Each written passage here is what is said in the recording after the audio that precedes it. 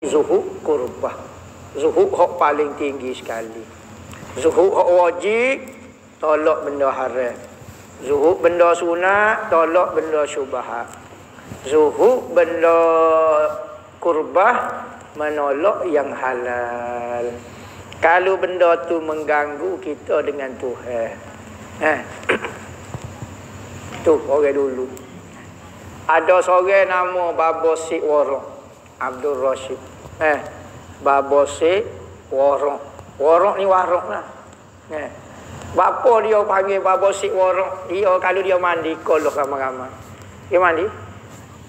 Dia letak sabun tu. Mandi. Sabun dia jatuh. Di situ. Jatuh pun.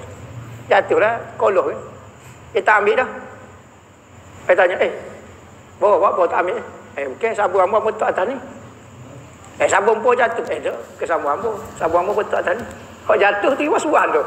Takut sabun orang, tak rasa. Kalau kita sabun babo, kalau letak atas ni, glosor jatuh. Ambil lah sabun. Dah.